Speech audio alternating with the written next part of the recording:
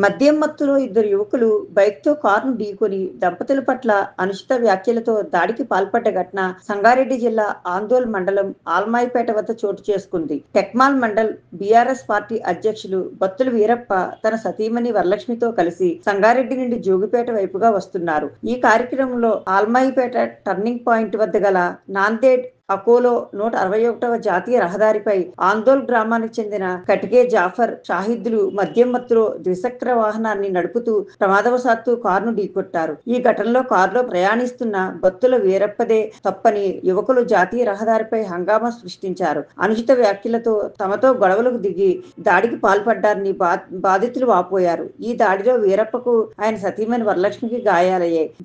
జాతీయ రహదారిపై చోటు చేసుకున్న ప్రమాదాన్ని గమనించిన స్థానికులు యువకులకు నచ్చచెప్పే విధంగా ప్రయత్నించారు. అయినా వినకపోవడంతో స్థానికులు వారిని మందలించారు. బాధితులు జోగిపేట పోలీసులను ఆశ్రయించి దాడికి పాల్పడ్డ వారిపై చర్యలు తీసుకోవాలని డిమాండ్ చేస్తూ పోలీసులకు ఫిర్యాదు చేశారు. ఈ ఘటనపై ఎస్ఐ పాండు నిందితులను అదుపులోకి తీసుకుని విచారణ చేపట్టారు.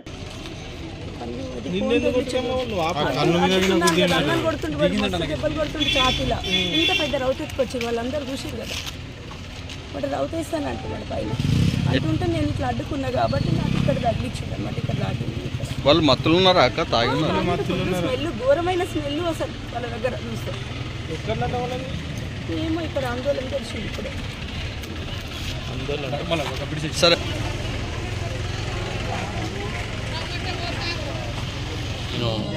మా కజిన్ సిస్టర్ సంగారెడ్డి అవతల కలగంలో చనిపోతే అంత్యక్రియలు చేసి వస్తున్నా. అది ప్లేస్ సంగుపేట్ ఫంక్షన్ హాల్కు ఎదురు అపోజిట్ రోడ్లో జంక్షన్ వస్తూ ఉంటే వాళ్ళు తాగి ఊపుకుంటా వస్తువులన్నీ నా కారు కూడా మెల్లగానే చేసిన. ఆ హ్యాండిల్ అనేది నా కారు కూడా తగిలింది. వాళ్ళు పడ కూడా పడలేరు.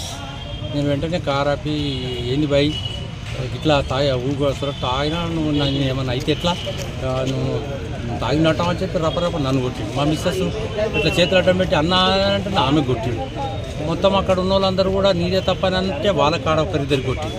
అందరు ఆపితే కూడా వినకపోతే ఒక రౌతు తీసుకొని నా కారు మీద రావడానికి వస్తే అందరు కలిసి ఆపుతాడు. ఇద్దరు ముగ్గురు కొడితే అందరు కలిసి వాడిని కూడా పట్టుకొని అందరు కొట్టలేదని కాదు. కానీ అక్కడ తాగడం వల్ల ఏమైపోయిందంటే విచ్చలవిడిగా ఆయన ప్రవర్తన అనేటటువంటిది రౌతు తీసుకొచ్చి నా మీద ఎత్తేయడానికి నేను చంపేస్తారా భయ్ అనేటటువంటి పరిస్థితిలో వాడు రావడం జరిగింది. అక్కడ ఉన్నటువంటి మూమెంట్లో ఉన్నటువంటి పబ్లిక్ ఆపి నన్ను స్టేషన్ తోలిచ్చారు ఇక్కడికి.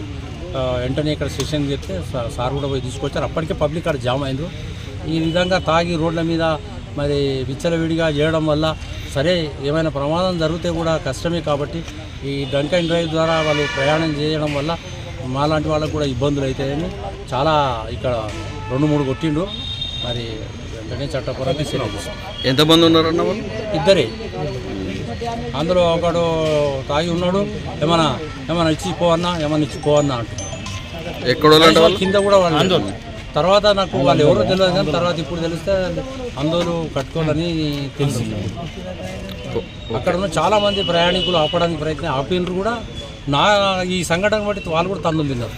అంటే రాంగ్ రూట్లో వచ్చారా వాళ్ళు? ఎట్లా వాళ్ళు ఎంట్రీ అక్కడికి వెళ్ళి వచ్చేసి ఇట్లా అది దాటినాకనే నా సైడే మరింది కాబట్టి రాంగ్ రూట్ కాదు.